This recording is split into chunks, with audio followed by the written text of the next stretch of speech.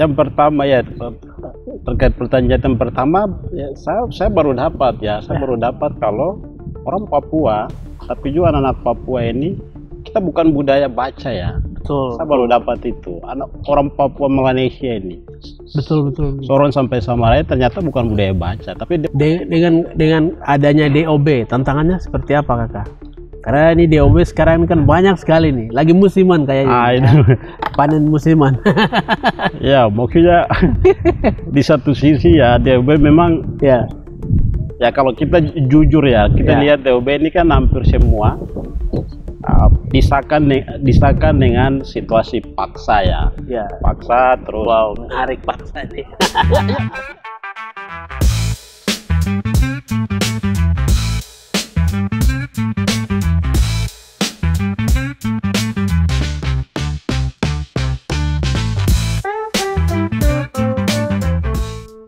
Halo warga netizen semuanya, salam hangat dari kami Tanah Papua. Saya Nies, jumpa balik di obrolan kita kali ini. Kali ini saya akan cerita bagaimana tantangan pendidikan di Papua secara garis besar dan lebih khusus kayak kita di Papua Pegunungan. Dan di sini juga saya kedatangan tamu dari PLI, Papua Literasi Institute ya. Ada Bung Maiton. Wow, kakak selamat datang. Siap. Apa kabar? Kabar baik. Wow, luar biasa ini masuk di kami punya podcast. Terima kasih kakak sudah menyediakan waktu untuk cerita tentang yang menjadi masalah mendasar sekali di kita di Papua secara garis besar, tapi lebih khusus di kita Papua Pegunungan. Ada 8 kabupaten dengan wilayah yang memang berat sekali dan kondisi yang sangat berat sekali. Tantangan pendidikan di ini kan menjadi PR kita bersama, entah NGO bahkan teman-teman di komunitas, bahkan di pergerakan literasi. Ini tantangan kita bersama untuk menjawab apa buta huruf, melawan benaran isu-isu yang dikembangkan oleh orang-orang yang tidak bertanggung jawab ini. Nah itu banyak sekali di akhir-akhir ini. Nah mungkin saya sebelum kita diskusi lebih lanjut tentang literasi, kakak mungkin bisa ceritakan kenapa PLI itu lahir. Apa masalah apa yang kakak hadapi ketika sebelumnya kan kakak bergerak seorang diri saja dengan nama Maiton, tapi sekarang kakak sudah lahirkan PLI. Saya ini sesuatu yang menarik, perlu didengar oleh generasi kita ini. Gitu. Baik. Dari perkenalan diri dulu. Orang bilang tak kenal maka tak sayang. Siap. Silakan kakak. Ya baik, terima kasih ya buat teman-teman di Nies dan kru ya. Ya, terima kasih kan. Pertama ya saya Maiton Gurik ya. Sampai hari ini ya saya masih asli Papua. Wow, memang tidak ada blasteran. Iya, asli Papua. Dan pertama ya terkait pertanyaan tadi ya. Pertama saya dulu ya, saya jatuh cinta terhadap literasi itu sudah sejak SMA kelas 2. Wow, luar biasa kakak. Nah, jadi SMA kelas 2 itu saya sudah mulai jatuh cinta terhadap buku. Luar biasa kakak. Buku pertama yang saya pernah baca itu buku biografinya mantan presiden Amerika John F. Kennedy. Wow. Itu buku pertama yang saya pernah baca waktu SMA kelas 2 ya. Luar biasa kalau itu.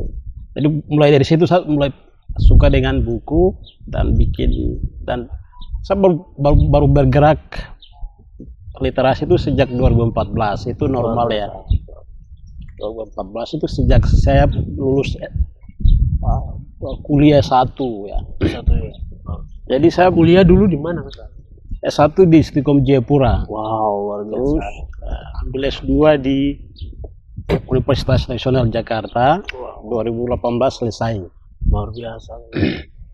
Nah kemudian jadi pergerakan literasi sudah sejak 2014. Luar biasa. Itu saya sendiri ya hanya karena inisiatif, karena peduli terhadap generasi betul, peduli terhadap Papua ya, khusus dalam dunia SDM. Betul.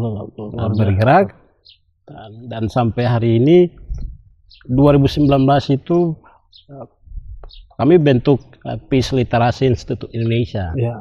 Dan saya kebetulan deputi ya. Luar biasa. Ada juga direktur saya, ya, Pak Mujahidin Nur, beliau ada di Jakarta. Luar biasa. Dan kami punya teman-teman tim pada beberapa kabupaten yang ada. Juga kami sedang bergerak, dan ini kami bentuk karena kami merasa bahwa ya harus ada pergerakan alternatif yang harus kita buat untuk membantu pendidikan di Papua. Ya selain di pendidikan formal ya. Ya. Tapi juga ya kami melihat ya kami ya tidak mungkin jalan hanya tanpa ada lembaga ya. Itu nanti orang bilang wah ini lembaga tidak resmi. Betul. Karena itu kami bentuk Peace Literasi ini sebagai lembaga yang bergeraknya memang lebih kepada melakukan diskusi-diskusi literasi. Luar biasa. Terus juga fokus juga kepada distribusi buku-buku di beberapa rumah baca. Itu tujuan, bahkan ya kami pilih hampir sekitar terakhir sekarang ada 42 rumah baca yang hari ini kami sumbang. Luar biasa. Itu baik di Papua tapi juga di Papua Pegunungan, dan ada beberapa provinsi yang ada di seluruh Papua. Luar biasa. Nah, kalau di Papua Pegunungan sudah Tolikara, Lanijaya, Jaya dan Yaukimo, Puncak Jaya itu sudah kami punya tim. Luar biasa. Bahkan ada rumah baca yang memang kami sudah lakukan kunjungan dan siapkan buku, bahkan kita kasih untuk baca di sana. Jadi itu aktivitasnya. Selain gerakan literasi, kami di PHLI juga melakukan pelatihan menulis. Luar biasa. Pelatihan juga advokasi. Luar biasa. Pelatihan juga bagaimana jadi jurnalis lah apa begitu. Luar biasa. Itu yang kami lakukan. Luar biasa sekali. Luar biasa. Dan saya lihat ini menjadi kebutuhan mendasar. Siap. Dan ada banyak wartawan nanti akan menceritakan banyak tentang Papua. Papua ini kan punya potensi yang banyak yang bisa diceritakan dalam bentuk visual maupun tulisan. Dan pergerakan literasi ini kan sudah sangat membantu kita punya literasi. Selain pemerintah punya sarana juga, tapi di luar dari pemerintah juga bergerak sama-sama membangun bangsa ini.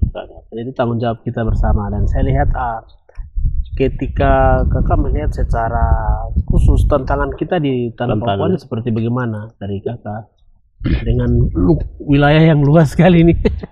Memang ya kalau saya lihat soal urus Papua ini tidak mudah ya. Betul. Memang harus kita doa kuat, kerja juga kuat, karena Papua ini pulaunya 2 kali lipat Pulau Jawa. Betul. Luas dan pegunungan, jadi semua akses ini kan semuanya kita lihat kan serba pesawat, kapal dan lain-lain. Jadi tantangannya yang saya lihat ada beberapa kasus yang kami ketemu ya, kami tim PL itu ketemu itu kasusnya tuh ada satu kasus yang kami ketemu di ada beberapa sekolah di misalkan di kota Jayapura ini di pinggiran. Iya. Saya sebut saja di Puai ya. Itu ada satu sekolah. Ini soal tadi tantangan. Ada satu sekolah yang bagus, gedungnya oke, tapi guru tidak ada. Kemudian jangan hanya penjaga sekolah. Yang lebih ngeri itu sudah guru tidak ada, gedung bagus tapi tidak ada perpustakaan. Wow. Jadi yang dibutuhkan perpustakaan atau gedung? Itu. Jadi maksudnya yang menjadi catatan maksudnya kritik ya juga ya di sini, bahwa maksudnya anak-anak itu datang ke sekolah, dia main sampai capek dia pulang karena tidak ada guru.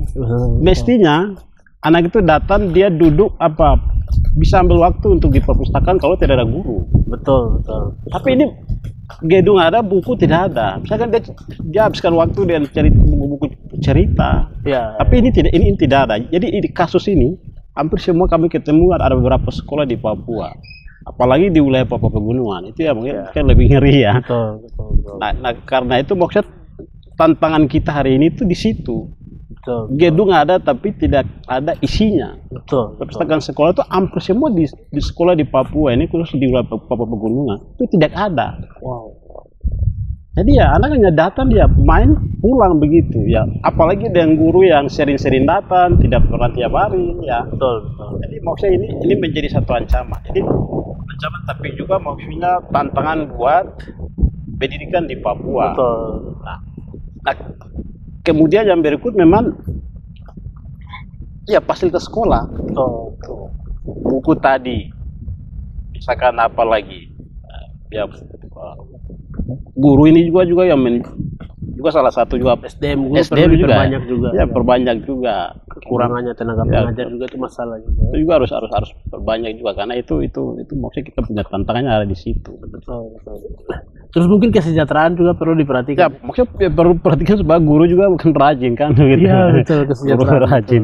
Ya memang kalau kita lihat beberapa guru-guru di daerah ini kan ya dia tidak mau ke sekolah karena mungkin dia punya gajinya mungkin tidak maksimal atau ya, tidak.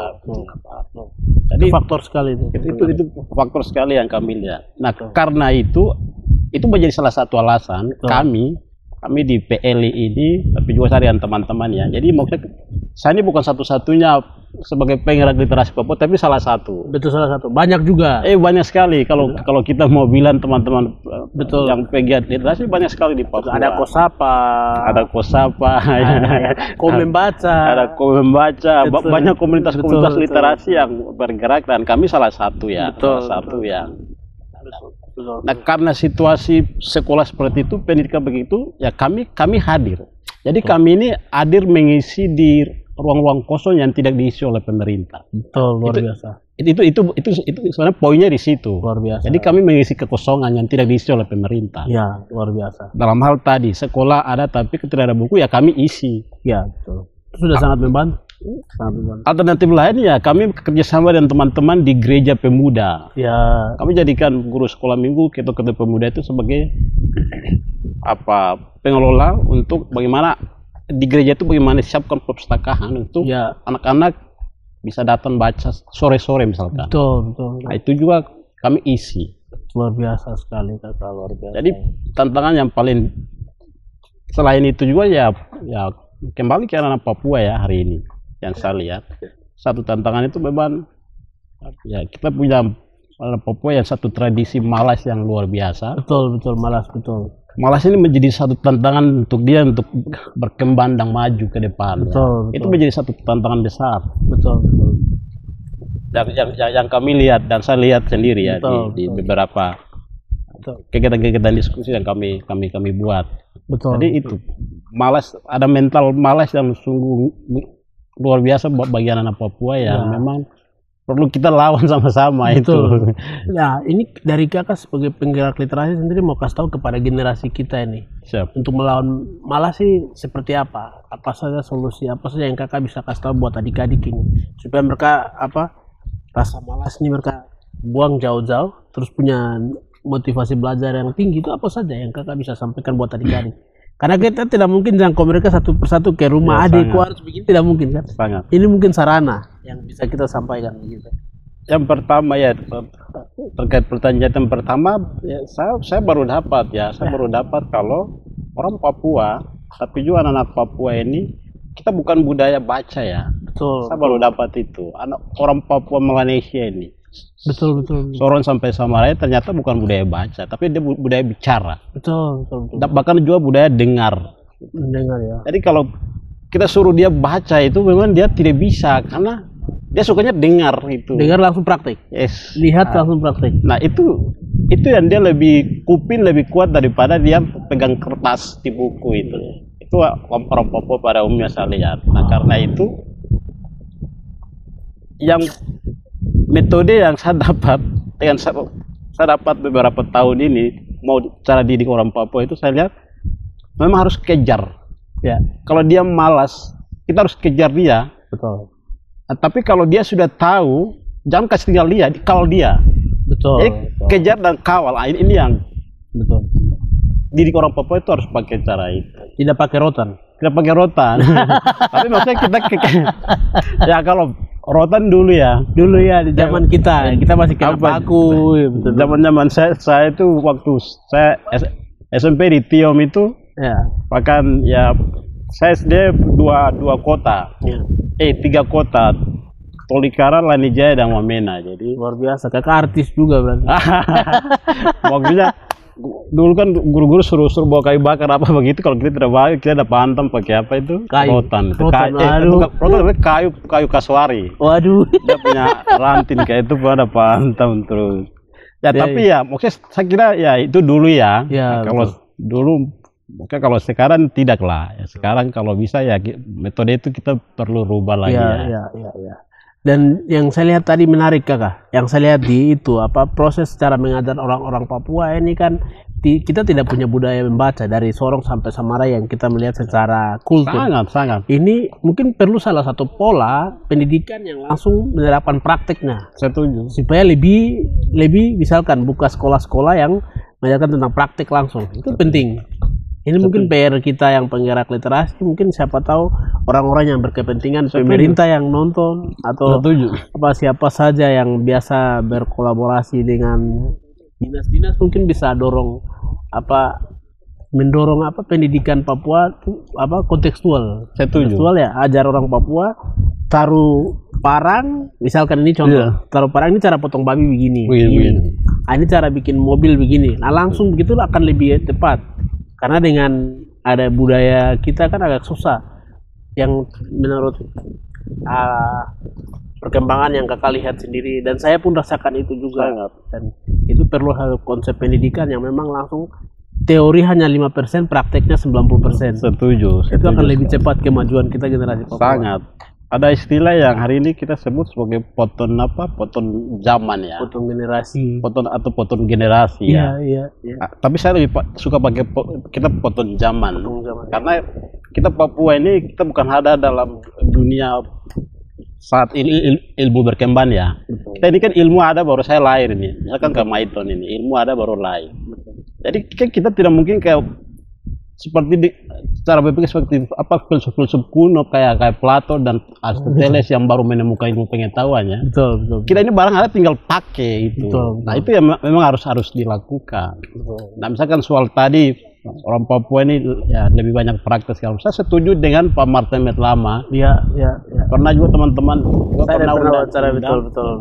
Beliau kan mendirikan kampus, STIMI, lalu hari ini jadi universitas. Ya, Universitas Balim. Ya. Satu alasan yang beliau sampaikan kan ya saya mendirikan kampus ini karena ya anak-anak Papua itu lebih banyak suka praktek. Iya, betul. Saya sangat mendukung sekali dengan pemikiran Pak Martin Metlama. Betul. Karena ini maksudnya itu pendidikan itu poinnya ada di situ. Jadi lebih banyak kita berikan ruang dengan alat supaya anak Papua ini lebih banyak praktek. Betul, setuju. Itu akan lebih tepat sasaran. Itu akan lebih tepat. Luar biasa. Jadi maksudnya kita tidak mungkin lagi ya misalkan ya orang Amerika yang tahun-tahun 60-an yang pernah ada di sana. Kita tidak mungkin lagi ke situ. Betul. Ini kita ini kan sudah mundur ke atau ini sudah berapa langkah ini. Betul. Kita mesti memanfaatkan situasi hari ini. Betul. Artinya teknologi adalah salah satu alat yang benar-benar kita manfaatkan untuk bagaimana kita belajar. Betul, kakak setuju.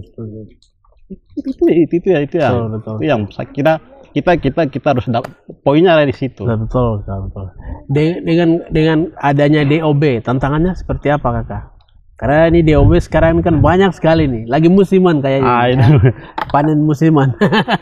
Ya, maksudnya di satu sisi ya DOB memang ya kalau kita jujur ya, kita lihat DOB ini kan hampir semua disahkan dengan situasi paksa ya. Paksa terus. Wow, menarik paksa nih. ya maksudnya itu harus disampaikan. Iya. Apa paksa karena ada penolakan kan begitu. Iya. Itu kan berarti kita paksa. Berarti istilah seperti kawin paksa gitu ya. Bisa juga.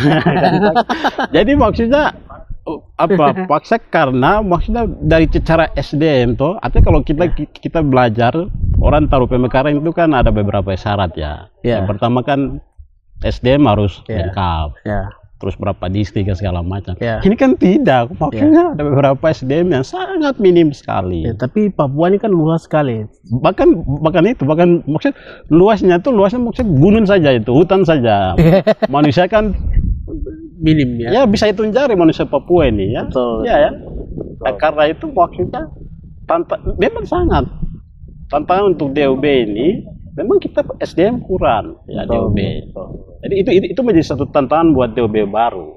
Nah, karena itu yang perlu harus pikirkan hari ini khusus ada beberapa DOB yang ada di Papua itu memang di bidang-bidang yang langka kayak macam pendidikan dulu. Kita fokus di pendidikan dulu. Ya. Siapkan manusia-manusia yang berkualitas biar dia bisa pimpin dirinya sendiri di depo daerah. Ya. Itu. Ya, jadi kita fokus itu. Nah, ya tantangannya tentu ya jangkauan aksesnya. Ya, karena apalagi wilayah pegunungan misalkan. Itu kan semua akses ada dalam pesawat ya. Jadi kita tantangannya ada di situ. Nah, tapi ya saya kira itu tidak menjadi satu alasan untuk terus kita bergerak ya. Ya, kalau bisa ya maksudnya itu menjadi semacam emosi, semacam motivasi agar kita terus maju dan bergerak. Ya. Lebih khusus yang kita yang di lembaga-lembaga ya komunitas literasi ini ya, kita harus bantu pemerintah begitu. Ya, kita harus bantu kepala dinas pendamping misalkan, yang uang banyak tapi tidak produktif ya. Kepala dinas tidak produktif dalam hal maksudnya tidak memainkan otak dengan mendidik persiapan generasi. Iya, persiapan generasi. Betul. Tidak pernah juga ke sekolah-sekolah. Kan ini mungkin kritik ya. D3 mungkin. Ya. Duduk diam. Mungkin itu duduk diam apalah segala macam itu. Diskusi. Actionnya terada mungkin ya. Tidak ada. Maksudnya. Jadi misalnya kasus tadi misalkan sekolah perpustakaan kosong, sekolah bagus.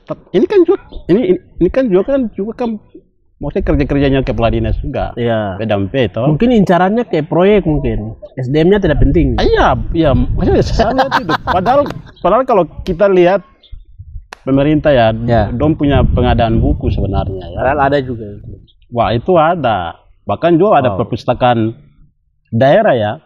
Itu kan biasa ada ya. Saya tidak tahu. Wamena ada kan tidak dulu Wamena ada tapi tercecer. Di belakang kantor bupati. Itu gedung saya lihat itu. Iya, tak bakar kakak. Tak bakar atau tidak orang sengaja bakar kak. Ini maksudnya ibu kota Papua Pegunungan ini kan maksudnya itu sudah begitu. Apalagi beberapa kabupaten, 8 kabupaten yang ada di sini. Ya, itu waktu itu bupati sebelumnya. Tidak tahu bupati yang hari ini mungkin semoga saja dia bisa hadirkan perpustakaan.